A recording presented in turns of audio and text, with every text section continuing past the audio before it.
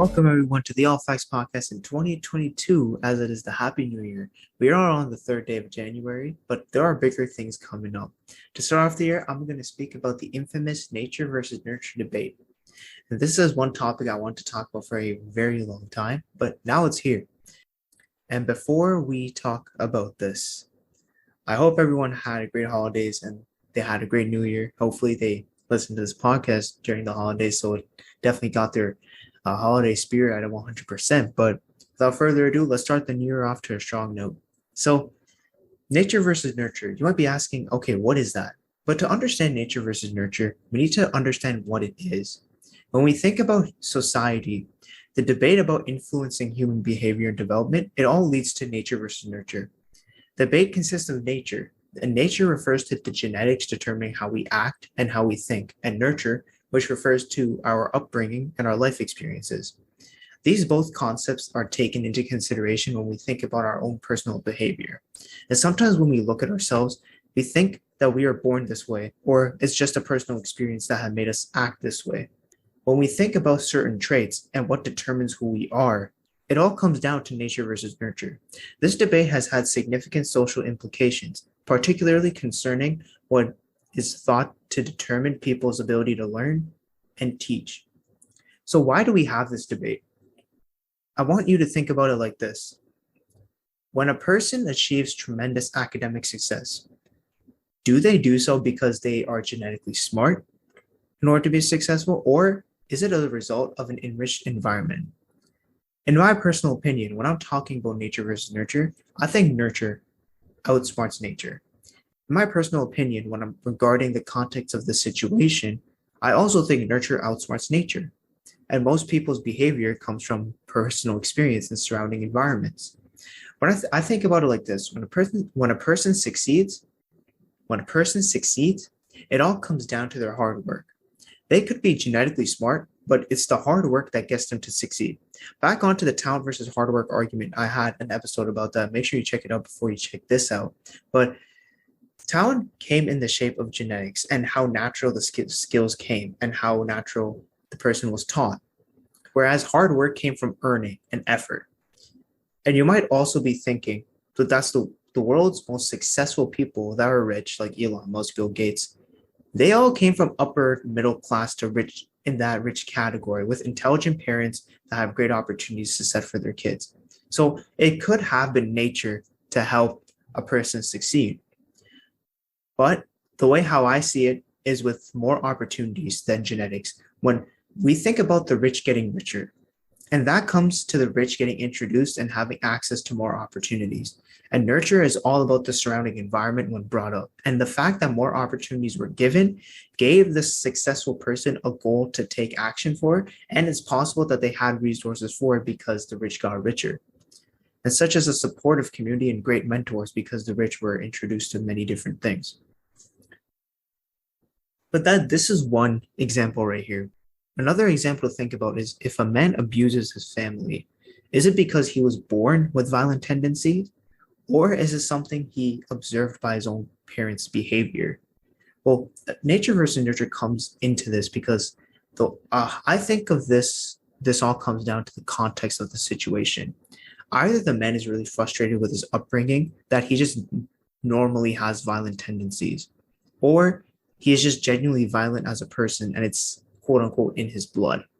Normally, it would be due to the fact that the man's upbringing with poor circumstances, and he also was probably raised in a poor environment as well. These could be factors to how anyone can get tendencies that are morally wrong, just as in this case, it's violent tendencies. Anyone can have wrong tendencies, but it all depends on how to control and understand different situations. And these all apply to how someone learns through personal experiences, which is why another reason why I think nurture outsmarts nature. But what are the two sides of this debate? Because I'm not going to sit here and say like, oh, nurture is all over nature and nature. I'm not going to sit down and say, but what's with nature? What's with nature's argument to nurture? Well, to start off, we have nature. It's all about genetics determining what we look like, who we are. And for example, when I was younger, I always look to celebrate others and appreciate what I have because I'm one of the fortunate ones in the world. And this came to nature because I just see it naturally. I'm just nice to people. Maybe if you've spoken to me and I'm not nice to you, that's a different story. But I've seen my family and the genuinely nice to others, and that just brought it to me. It is it is a quality of me that, of course, I learned later on, and that was morally good. But naturally, I just tend to be a lot nicer to people rather than a lot. Like, my voice is normally quiet. I don't try to I don't try to hurt a person's feelings. That's just not who I am. But I do think, but the way how nurture comes to this part, I think even if I grew up with a family that did not have the same morals as me, but I still had a similar lifestyle, I think I still could have been the nice guy. But that's just my opinion here. But this is just my personal experience. Like, the biggest argument for nature being more important than nurture is that genes determine who we are. And an analogy brought up is that there is no software without the computer code underlying it. And so similarly, there are no humans without our genes. Although I do agree with this logic, you could say that these codes make the product, but it cannot be what it intends to be, such as software creates the code, but the code could be different than what it implies. It could run or it cannot run. Similar to humans, genes make the human, but the human could be raised in a different way than the genes imply. So, for example, we see this in feral children, children who grew up isolated from humans. Some recorded feral children were able to understand human emotion and speech due to them being humans. However, some of them, due traumatic upbringings, it was more difficult to cope with their learning of being a human.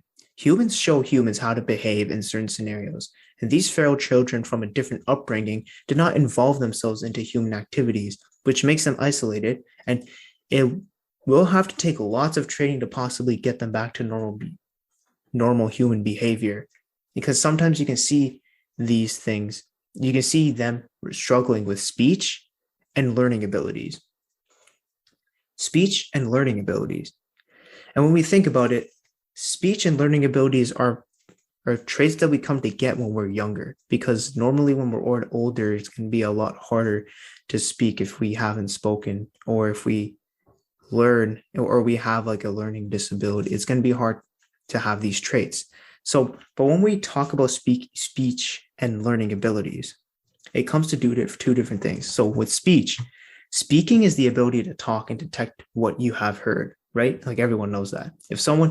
But anyone can speak and talk to you during stages, then it should be self-explanatory why someone can speak.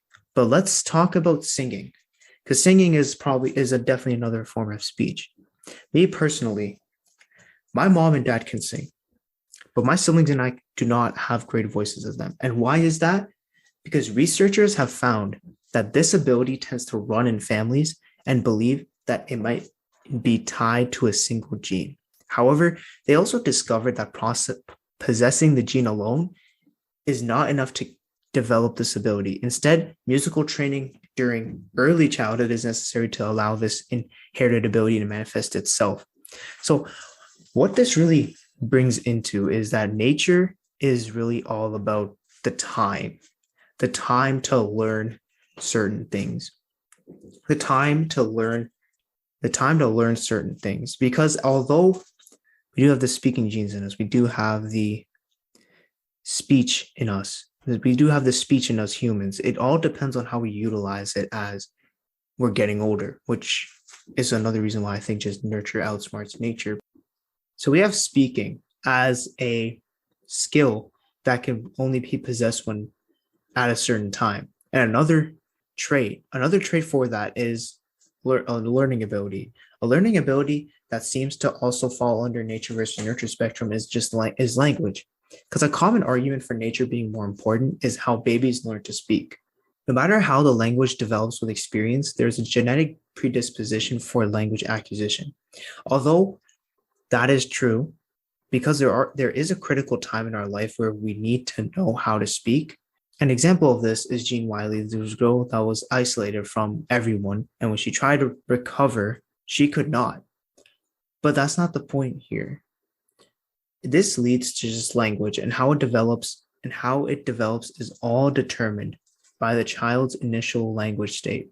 It grows much like the body organs do. It is something that the child develops because of something which happens to them rather than something that they experience themselves. Because you just learn a language. If someone's speaking to you the language, you're going to pick up on it because you are detecting the language, and now you're thinking, okay, this means this word, this means that word. But the question is, if language were determined by genetics, would children in multilingual households tend to favor one language over the other based on their genetic state? I can answer that due to a personal experience, just because I also grew up in a multilingual household, but I can only pick up on one, and that wasn't because I could favor it. It's because I can't learn the other language. All my family can speak the mother tongue, but not me. And it's kind of odd because I hear it every day, yet I can't pick up on it. I can only speak English, but if language was just developed just because of genetics, shouldn't I be able to understand that language? It's kind of odd here when I think about it. So when we think about nature versus nurture, to learn from all of this, I see that genes control things like intelligence, personality, and temperamental habits on top of our physical traits.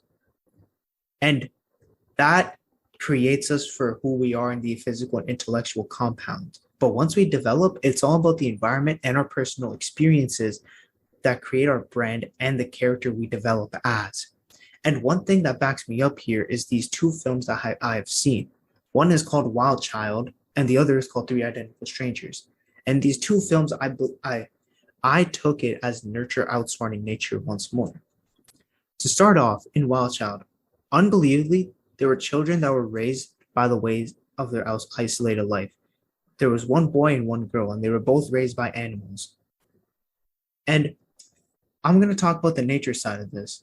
The nature side of this was that once the boy was taken in, and there were studies done on him, he became less wild every day, and he showed that he can feel human emotions and act more on human behavior. And it was possible that his parents did have good morally human behavior and development. So genes can be a reason he has been able to develop most human traits.